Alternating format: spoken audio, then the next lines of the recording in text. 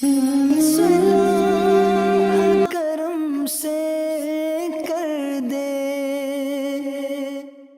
الحمدللہ رب العالمین والصلاة والسلام علی سید المرسلین اما بعد فاعوذ باللہ من الشیطان الرجیم بسم اللہ الرحمن الرحیم۔ پڑھیے الصلاة والسلام علیک یا رسول اللہ وعلی آلک واصحابک یا حبیب اللہ۔ الصلاة والسلام علیک یا نبی اللہ وعلی آلک واصحابک یا نور اللہ۔ ماہ رمضان رحمتوں کی کان، مغفرت کا پیغام ہمارے درمیان ہے۔ روزہ جب انسان رکھتا ہے تو کچھ نڈھال محسوس کرتا ہے، خاص طور پر جب افطار کا وقت آتا ہے تو پیاس سے زبان سوکھتی ہے، اور بعض اوقات بندہ کبھی کبھی تھوڑی دیر بعد گھڑی دیکھتا ہے کہ اب کتنی دیر باقی ہے کہ جب میں کھاؤں گا، جب میں پی سکوں گا۔ یہاں دو تین باتیں بڑی لطیف ہیں، بڑی خوبصورت ہے۔ پہلی بات تو یہ کہ اس میں جو بندگی ہے نا، جو اللہ سے محبت نظر آتی ہے کہ سامنے پانی موجود ہے، کھانا بھی موجود ہے، مگر میرے رب کا حکم ابھی تک نہیں ہوا ہے، ابھی افطار کا وقت نہیں ہوا ہے۔ اس سے انسان کی اللہ سے محبت چھلکتی ہے کہ بندہ اللہ کو راضی کرنے کے لیے کھانے سے بھی رک گیا، پینے سے بھی رک گیا، اپنی خواہشات سے بھی رک گیا۔ اور روزے کے فضائل کتنے ہیں، یہ اتنا زبردست نیکی کا کام ہے۔ یہ پورا جسم سمجھ لیں عبادت کر رہا ہے، آپ کی پوری باڈی جو ہے نا وہ اس وقت عبادت میں مصروف ہے، کیونکہ باڈی کی جو نیڈ پوری ہوتی ہے وہ پانی سے ہوتی ہے، کھانے سے ہوتی ہے، اس سے آپ رکے ہوئے ہیں۔ تو گویا انسان کا پورا جسم اللہ کی عبادت میں مصروف ہے۔ بدقسمتی سے کئی لوگ ایسے اب سنتے ہیں کہ روزہ رکھنے میں سستی کرتے ہیں، تو وہ بھی سستی نہ کریں کہ روزے کے بارے میں سنیے کہ کیسے کیسے فضائل احادیث میں آئے۔ نبی پاک علیہ الصلوۃ والسلام فرماتے کہ بے شک جنت میں ایک دروازہ ہے جس کو ریان کہا جاتا ہے، اس سے قیامت کے دن صرف روزہ دار داخل ہوں گے اور کوئی داخل نہیں ہوگا۔ اسپیشل ڈور ہوگا جنت کا۔ آپ دیکھتے ہیں کبھی کبھی ایئرپورٹ پر جاتے ہیں یا کسی جگہ جاتے ہیں، ایک وی آئی پی گیٹ ہوتا ہے، اور اس وی آئی پی گیٹ سے لوگ داخل ہوتے ہیں جو وی آئی پیز ہوتے ہیں۔ تو اے روزہ داروں تمہیں مبارک ہو کہ جنت میں وہ دروازہ ہوگا جس کو باب الریان کہا جاتا ہے، اور اس سے روزہ دار جنت میں داخل ہوں گے۔ اور قیامت کے دن ایک اناؤنسمنٹ ہوگا، کہا جائے گا روزے دار کہاں ہیں؟ وہ لوگ کھڑے ہوں گے، ان کے علاوہ کوئی اس دروازے سے داخل نہ ہوگا۔ جب یہ داخل ہو جائیں گے نا تو جنت کا وہ ڈور، وہ دروازہ بند کر دیا جائے گا۔ اس دن ان لوگوں کو کتنی افسوس ہوگا، کتنی حسرت ہوگی جو رمضان کے روزے نہیں رکھتے ہوں گے۔ بلکہ ہمیں تو یہ چاہیے کہ صرف رمضان کے روزے نہیں، ہم اس کے بعد بھی نفلی روزوں کی بھی کوشش کیا کریں۔ ہر پیر کو روزہ رکھنا سنت ہے۔ اچھا ایک اور فائدہ دیکھیں، جو پورا سال کچھ نہ کچھ نفلی روزے رکھتا ہے نا، اس کو رمضان کے روزوں میں اتنی پرابلم نہیں ہوتی، کیونکہ وہ عادی ہوتا ہے۔ Suddenly all of the sudden پورا سال گزرنے کے بعد جو اچانک روزے رکھنا شروع کرتے ہیں، ان کو زیادہ بعض اوقات روزہ جو ہے وہ فیل ہوتا ہے۔ بہرحال نبی پاک علیہ الصلوۃ والسلام کا ایک اور فرمان سنیں، اے روزہ داروں تمہیں مبارک ہو۔ میرے آقا فرماتے جس نے رمضان کا روزہ رکھا اور اس کی حدود کو پہچانا اور جس چیز سے بچنا چاہیے اس سے بچا، تو جو کچھ گناہ پہلے کر چکا ہے اس کا کفارہ ہو گیا۔ یعنی روزہ پچھلے گناہوں کا کفارہ ہے۔ روزے کی ایک اور شاندار فضیلت، نبی پاک فرماتے جس نے ایک دن کا روزہ رکھا، اللہ عز و جل کی رضا حاصل کرنے کے لیے اللہ عز و جل اسے جہنم سے اتنا دور کر دے گا جتنا ایک کوا جو بچپن سے اڑنا شروع کرے یہاں تک کہ بوڑھا ہو کر مر جائے۔ اچھا کوے کی عمر بتائی جاتی ہے کہ 500 سال ہوتی ہے۔ 500 سال تک پرندہ اڑے گا تو کتنا دور ہوگا؟ اللہ ایک روزہ رکھنے والے کو جہنم سے اتنا دور کر دے گا۔ مبارک ہو ان کو جو پورا مہینہ روزہ رکھتے ہیں اور ماشاءاللہ نفلی روزے بھی رکھتے ہیں۔ ایک اور خوبصورت بات، میرے آقا علیہ الصلوۃ والسلام فرماتے ہیں ہر شے کے لیے زکوٰۃ ہے، اور جسم کی زکوٰۃ روزہ ہے، اور روزہ آدھا صبر ہے۔ اللہ اکبر۔ یعنی آپ کی باڈی کی زکوٰۃ ادا ہو رہی ہے کہ جب آپ رمضان میں روزے رکھ رہے ہیں۔ ماشاءاللہ، تو ہمیں روزے کی پابندی کرنی چاہیے۔ ایک اور حدیث سن لے، پھر میں انشاءاللہ روزے کے کچھ احکام بیان کرتا ہوں، اور یہ بڑی کمال کی حدیث ہے۔ نبی پاک علیہ الصلوۃ والسلام نے فرمایا کہ قیامت والے دن روزہ داروں کے لیے ایک سونے کا دسترخوان رکھا جائے گا جس سے وہ کھائیں گے، حالانکہ لوگ حساب کتاب کے منتظر ہوں گے۔ اب ذرا سوچئے، آج بھوک لگ رہی ہے، پیاس لگ رہی ہے، کھانے سے رکے ہو نا، اس دن جب لوگوں کو حساب کتاب دینا ہوگا، قیامت کے دن لوگ حساب کتاب دے رہے ہوں گے، مگر جو روزہ دار ہوں گے ان کو قیامت کے دن جنتی دسترخوان لگا کر وہاں کھانا کھلایا جا رہا ہو۔ اس کا مطلب کیا ہوا؟ ادھر بھوکے رہ جاؤ، ادھر نعمتیں ملیں گی۔ اگر ادھر کھانا ہے، ادھر روزہ نہیں رکھنا ہے، تو ادھر کی محرومی ہے۔ اب آپ کی مرضی ہے، چوز کیا کرنا ہے، سلیکٹ کیا کرنا ہے۔ اچھا، روزے کی بہت ساری خوبصورتیوں میں ایک اور بڑی کمال کی خوبصورتی کیا ہے کہ بندے کا جو اللہ پر ایمان ہے نا، اس کا لیول بہت ہائی ہو جاتا ہے۔ آپ ذرا غور کریں، دنیا میں کروڑوں لوگ روزہ رکھ رہے ہیں، ٹھیک ہے، آپ کے ساتھ بھی ایسا ہوا ہوگا، آپ گھر میں اکیلے ہوں گے، پانی سامنے موجود ہے، فریج کے اندر فروٹ بھی کٹا ہوا ہے، کوئی ایک مسلمان ایسا ہے جو اکیلے میں چھپ کر پانی پی لیتا ہو؟ کوئی ایک فروٹ کھا لیتا ہو؟ کوئی نہیں دیکھ رہا نا، چلو کوئی بات نہیں۔ وجہ واٹ از دا ریزن؟ یہاں تک کہ ہم جب وضو کر رہے ہوتے ہیں، ہم اس وقت بھی احتیاط کر رہے ہوتے ہیں کہ کلی زور سے نہ ہو جائے، کہیں حلق کے نیچے پانی نہ چلا جائے۔ ناک میں پانی چڑھاتے وقت بھی احتیاط کرتے ہیں کہ ناک کی ہڈی سے اوپر چلا گیا تو روزہ ٹوٹ جائے گا۔ یہ کیوں؟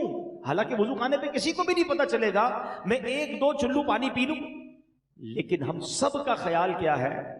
اللہ دیکھ رہا ہے۔ یہی ہے نا دل میں کہ کوئی نہیں دیکھ رہا مگر رب دیکھ رہا ہے۔ اب ذرا غور کرو میرے پیارے اسلامی بھائیوں، رمضان ساری دنیا کے مسلمانوں کا لیول آف ایمان ادھر لے جاتا ہے کہ تم اکیلے میں کھانا نہیں کھا رہے کیونکہ اللہ دیکھ رہا ہے۔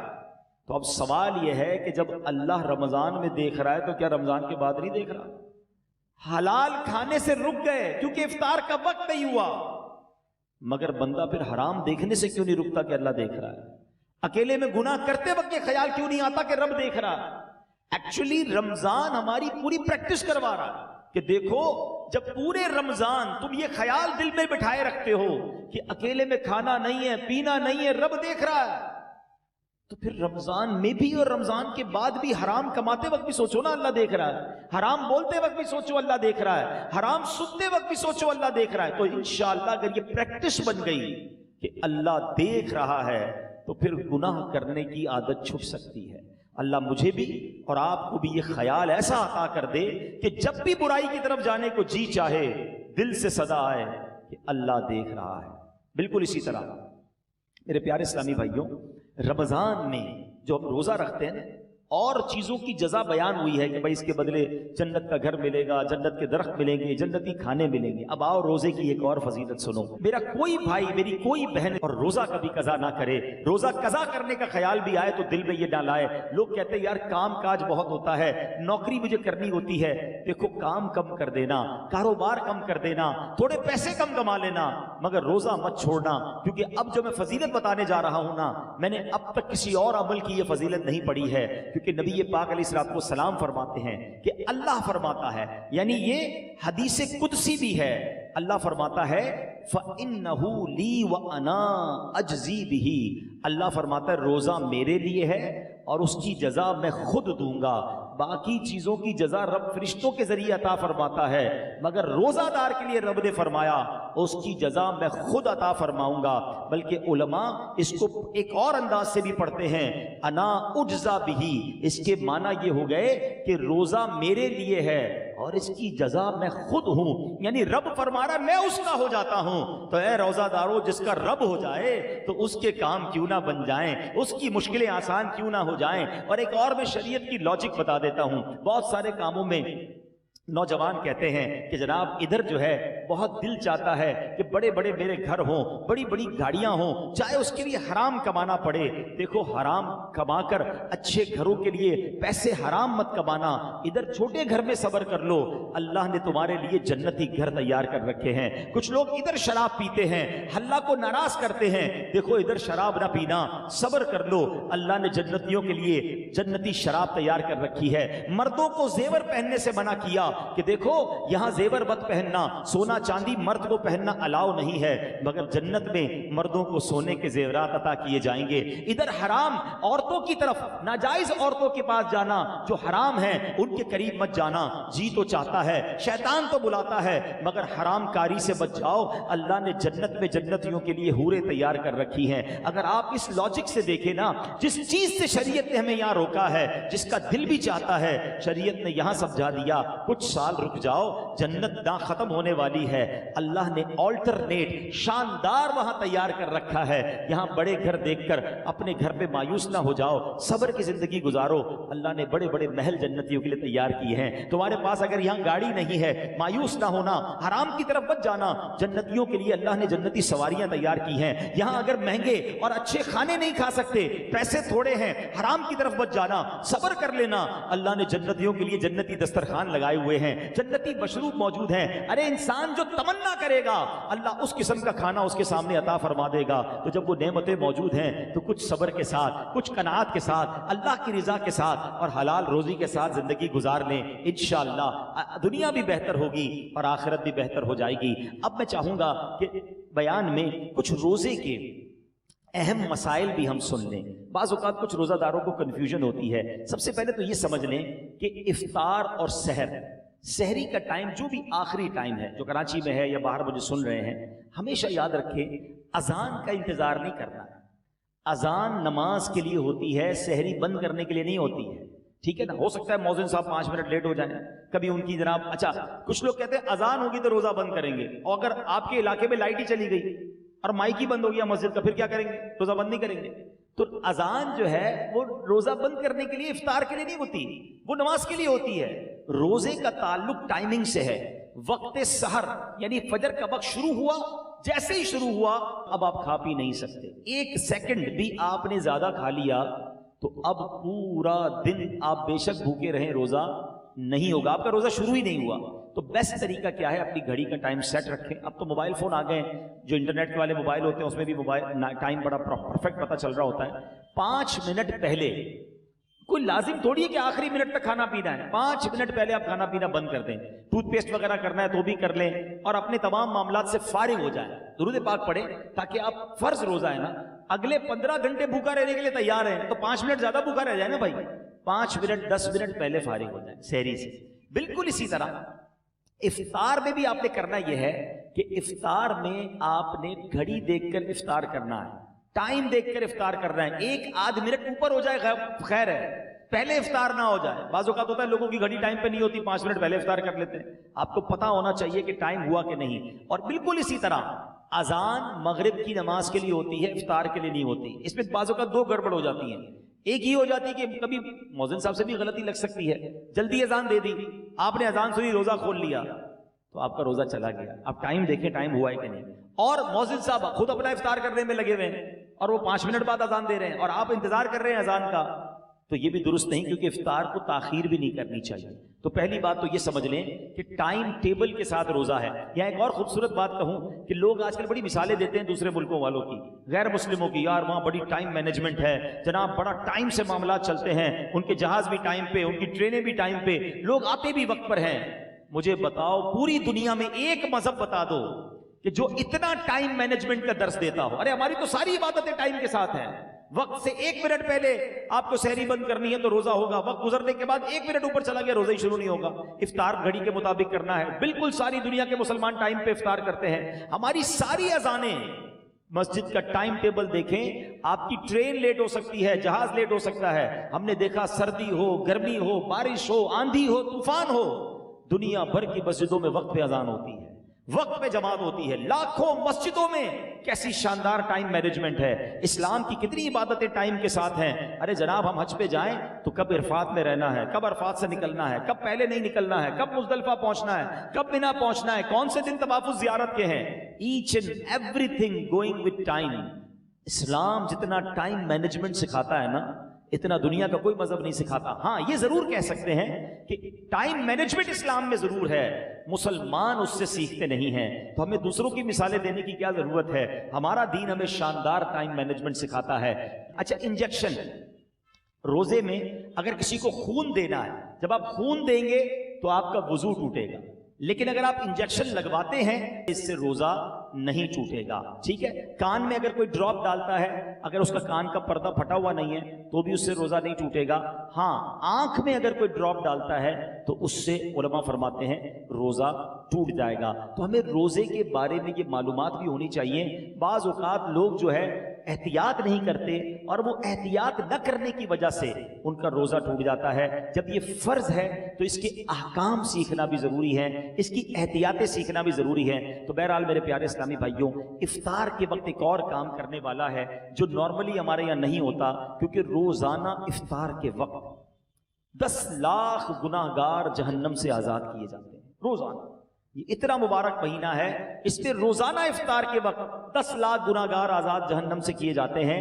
اور جب جمعرات کی رات آتی ہے اور جمعے کا دن آتا ہے تو فرمایا ہر لمحے 10 لاکھ گناہ گار جہنم سے آزاد کیے جاتے ہیں.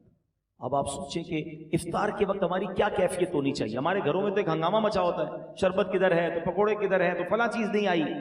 ان آئٹموں کے چکر میں پڑنے کی بجائے افطار کے وقت اے کاش ہاتھ اٹھے ہوں, آنسو بہ رہے ہوں, اور یہ التجائیں ہوں کہ مولا آج بھی 10 لاکھ بخشے جائیں گے, آج بخشے جانے والوں میں ہمارا نام لکھ دے. تو جب اس کیفیت کے ساتھ آپ افطار کیا کریں گے تو انشاءاللہ کبھی نہ کبھی تو ہمارا بھی نمبر آ جائے گا. تو آج بھی مدنی چینل پر آپ دیکھیں کہ افطار کے وقت کیا منظر ہوتا ہے. آنسو ہوتے ہیں, دعائیں ہوتی ہیں, التجائیں ہوتی ہیں. میں تو دنیا بھر کے ویور سے کہوں گا کہ جب بھی افطار کا وقت آئے آپ مدنی چینل کے ساتھ اپنے گھر والوں کے ساتھ امیر اہل سنت کی ان عظیم دعاؤں میں شامل ہو جائیں. نہ جانے کس کی آمین کے صدقے ہمارا بھی بیڑا پار ہو جائے. تو ہمیں افطار کا وقت جو ہے یہ بڑا مبارک وقت ہے, یہ دعاؤں کی قبولیت کا وقت ہے. پھر رمضان کی راتیں, رمضان کی راتیں کتنی مبارک ہیں آپ کو پتہ ہے. سارا سال میں اور آپ اللہ سے دعا کرتے ہیں نا, یا اللہ میری پکار سن لے, میری توبہ قبول کر لے, میری مغفرت فرما دے, میرا فلاں کام فرما دے. ہم اللہ سے دعا کر رہے ہیں.